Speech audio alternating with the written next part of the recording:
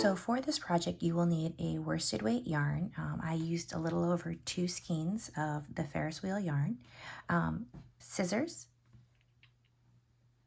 a size 6 crochet hook, a tapestry needle, and stitch markers. So to talk to you a little bit about this yarn, I'm used the Ferris wheel in Morning Java from Lion Brand, and I adore this. The gradient is so pretty, and I love the texture of it. This is an acrylic yarn, and it is machine washable and dryable, which is great. As I mentioned, it is a 4 or a worsted weight yarn, and they're recommending using a 5mm crochet hook, but I did upgrade to a 6 because I thought it made for prettier bobbles. I made about 7 alternating rows, so about almost 14 or 15 rows total for my scarf, using a little bit more than 2 skeins. But if you so choose, you could use you could make it for just 2, and you would have 6 of the bobble rows. All right, let's begin this pattern. To begin this project, I've done a chain of approximately 60 inches, which for me was 205 chains. I'm going to go ahead and chain one more, and then I'm going to start working single crochets all along the back bumps only of my work. So skipping the first one, I'm going to work a single crochet, and the first one is often the hardest.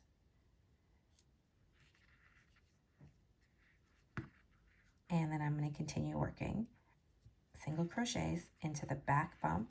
And if you don't know what the back bump is, let me take a second and explain it to you. So in our normal chain, you have the chain that's in the front, and then when I rotate it on the back, you have these bumps. And I'm going to apologize because both ends of the yarn were dark of the skein I started, so it makes it a little bit difficult to see, but there's the back bump. And by working into the back bump, you make a really pretty edge for your work. So I'm going to show that to you. I'm going to do a couple more into the back bump or the back loop of your work.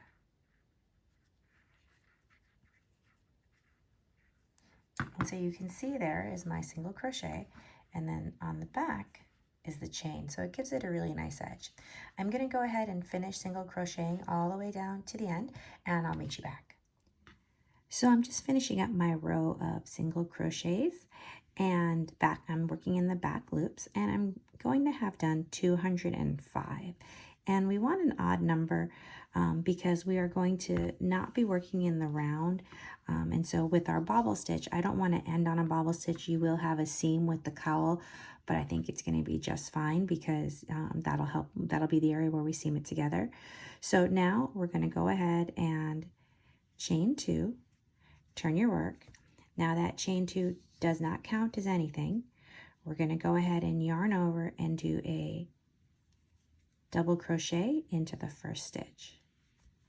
Okay, so we have our first double crochet, and then we're going to start with our bobble stitches. Now to start the bobble stitches, and I apologize because this is dark yarn, so I'm going to zoom in a little bit and show you how to do it. You're going to yarn over, go into the next single crochet, yarn over, pull through. You have 3 loops on your chain, but you're going to only go through the first 2. So it's almost like you're starting the first half of your double crochet. So then I'm going to yarn over and go through the same single crochet, pull through, and then again go through just the first 2. So now I've done 2 of them, and I have 3 loops on my chain. Yarn over, go through the same hole, pull through 2, 4 loops on my chain for 3 of them. Yarn over, pull through, go through 2 loops, 4, and then we're going to do our last number 5. So we're going to pull through the first 2, and now we have 6 loops on our chain. I'm going to yarn over, and I'm going to hook my crochet hook down pretty tight and pull through all 6 loops. And then without doing anything else, I'm just going to yarn over and go right into the next one for a double crochet, a regular double crochet. And it's going to push my puff out the opposite side. So this is going to be the front part of the cowl, and this part where it's going in is going to be the back. So one more time, go through, and then we went through this single crochet, so we're going to go through this one next. Go through the loop, pull through. I have I have 3 loops, but I'm going to go through the first 2 only, and then I'm going to go through the same hole, pull through 2, 3 loops on my chain,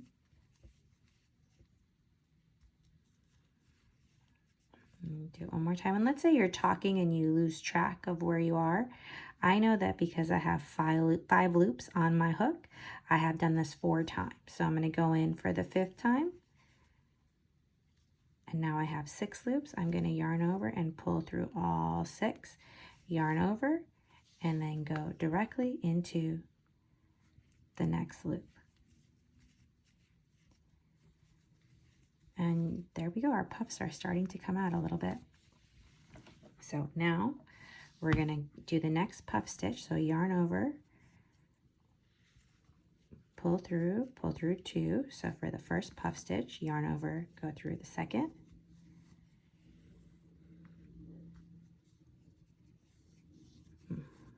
Get a little bit more yarn there. So now I have 3 loops, 4, I have 5 loops, and then this is going to be our last one for 6. And so now I have 6 loops. I'm going to yarn over, pull through all 6, yarn over, and go directly into the next single crochet.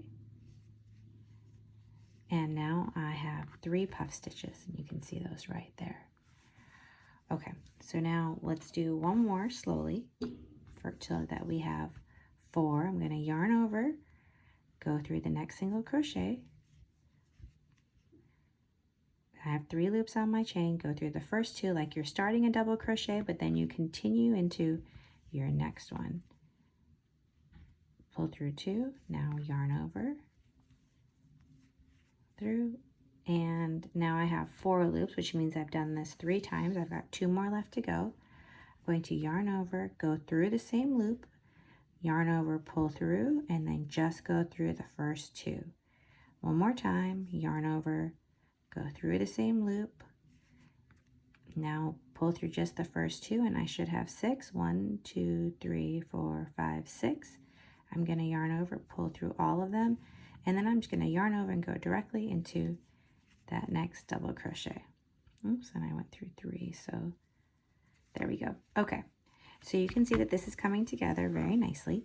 I'm going to finish this row, and then I'm going to go ahead and meet you back and at the end, and I'll show you what it looks like.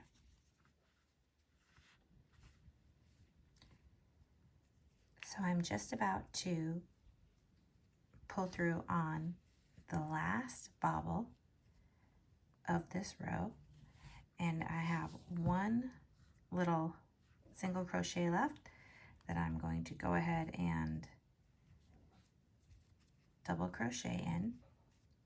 And I was hoping for a lighter area here so you'd be able to see this better when I flip, but I do want to show you on some of the other areas what this bobble looks like. So you can see here exactly what it looks like. And it does change colors. It is a gradient yarn, which is super duper pretty and super soft. So now we're going to begin row 2. So I finished with the last double crochet. I'm going to go ahead and chain 2 and turn. Now for this row, get all this out of the way. This is not going to be a bobble row. This row is a half double crochet row. So in the first one that I've chained 2, I'm going to go ahead, yarn over, pull through, and do a half double crochet. And then I'm going to continue doing a half double crochet along this whole entire area. And I'm going to go just for a second and move to an area where the yarn is lighter and show you exactly where I'll be going in. So you have your bobble, and behind your bobble is a chain. You're going to go there, and then that's the double crochet right there, and then the bobble again. The bobble stitches are a little bit wider, but when you put in your half double crochets, it'll help bring everything together. So to go back, I've done my first half double crochet. I'm going to yarn over, go through, and it's hard to see because of course I'm at the dark yarn again, but to go through that, right there is that bobble. Go through there, half double crochet, and then go through the next space, which is my previous double crochet from the last row, then bobble again, then double crochet, bobble, as you can see. This is very much a yarn eating pattern. Bobbles take up a lot of yarn. So by doing a row of half double crochets, we're trying to not use up so much yarn and create a nice space between the bobble and the next row. So we're going to just keep going. And remember, you should have the same amount of stitches as you did with your single crochet. So when I'm done with this row, I'm just going to double check, but I should have 205 stitches, and then I'm going to flip it over and start the next row. So I'm going to keep going. I'm actually going to get to a little bit of a lighter part coming up here. So I'm going to show you that. Hopefully you'll be able to see both row 2 and row 3 in this area are dark, but hopefully you can see with the lighting that I'm going into the double crochet now, and then into the previous row's bobble. Double crochet and bobble. And it's turning out to be really, really pretty. Eventually we will tie this with this other end to create the cowl. We'll seam it up, and I think we're going to have a really pretty project when we're done here. So again, I'm going to go into the double crochet and then the bobble. And if you're ever worried, flip it over and look. You can see much clearer here that this is your double crochet, there's your bobble, there's your double crochet. So we're going to just keep going with our half double crochets into all of these chains from the previous row, and then I will meet you when I get to the end. Got a little bit of raw yarn here.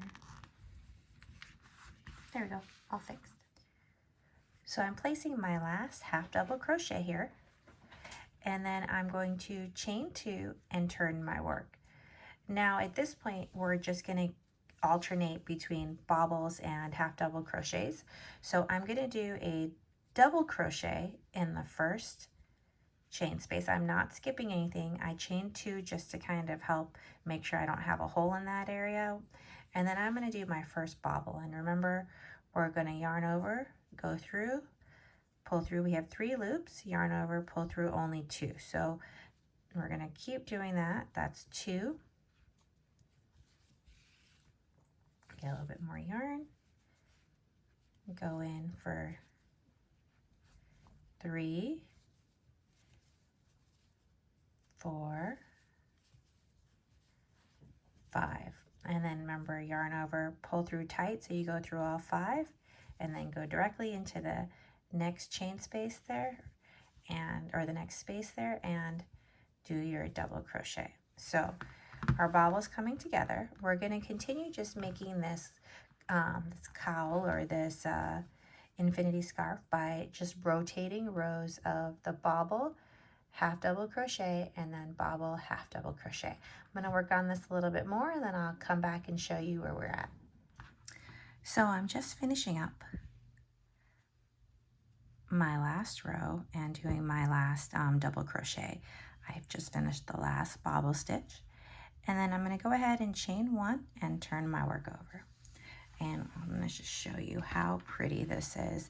The rows are beautiful. They end up varying. So I did 7 rows of bobbles and 6 rows of half double crochets in between. And now I'm going to start my final row.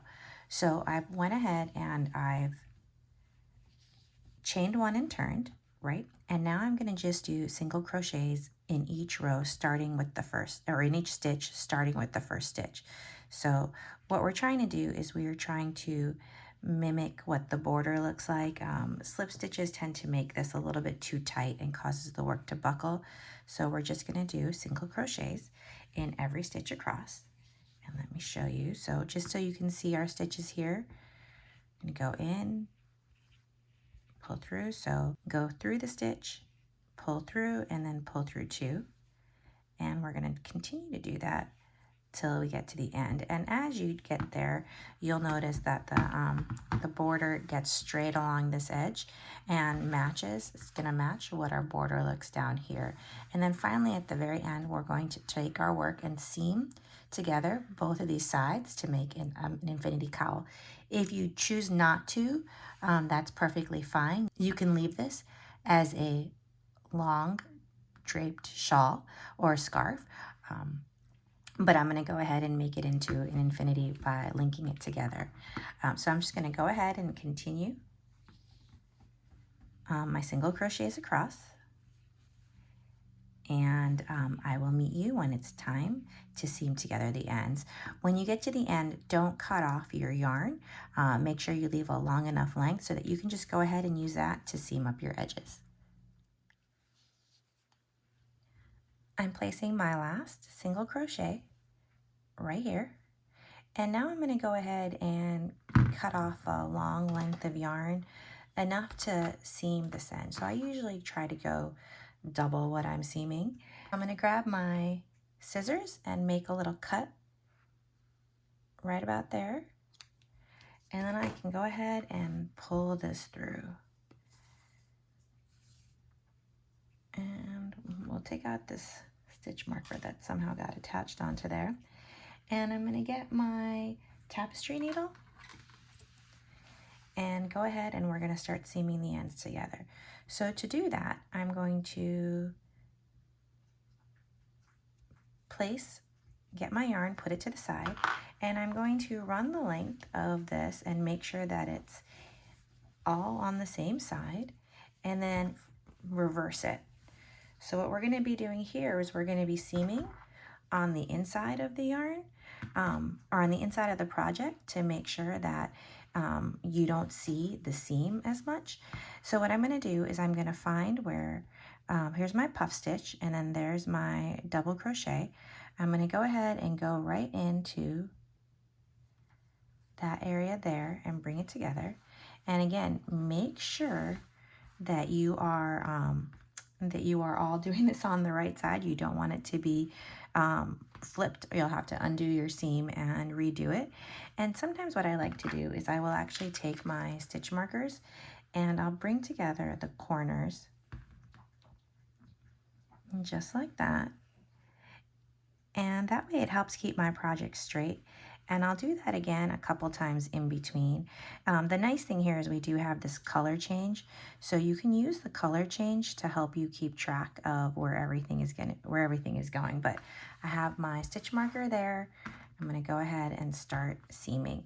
And I always like to, in the top and the bottom, is just kind of seam it twice to make sure it's a nice strong fit. So we're going to go through again, and now we have a nice tight fit. And remember, line up your work so that you can see exactly where you're going. And then we're going to go ahead and go through and just whip stitch down. And don't worry too much. It's going to end up coming together very, very pretty in the end.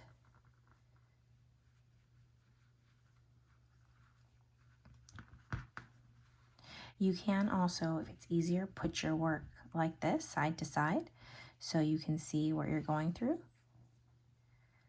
Just like that.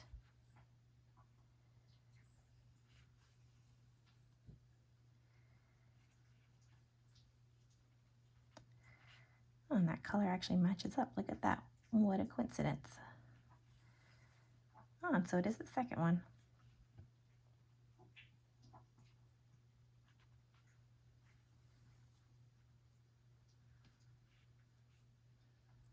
So I'm going to go ahead and continue this down and keep seaming.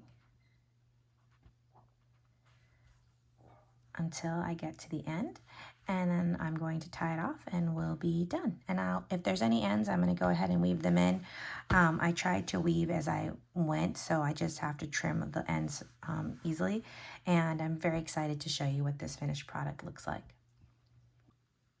So I finished my seam right here, and I've gone ahead and sewn in all my ends, and here's our finished product. So for this, I used 2.5, a little over 2, maybe less than 2.5 skeins of the Ferris wheel yarn, and I decided to make 7, at least 7 of the bobble stitches. If you wanted to make it smaller, and go down to 5 rows or make it bigger, you'll have to adjust your yarn accordingly. But I think this ended up being very, very pretty. I love the way it looks, and I think that it's going to be beautiful with the colors.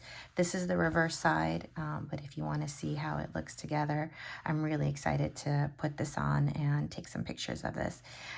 If you have any questions for me, please leave them in the comments below. There will be a blog post to go along with this. Please like this video if you enjoyed this pattern, and please do subscribe. It helps with growing the channel. And that's it. Happy crocheting, guys.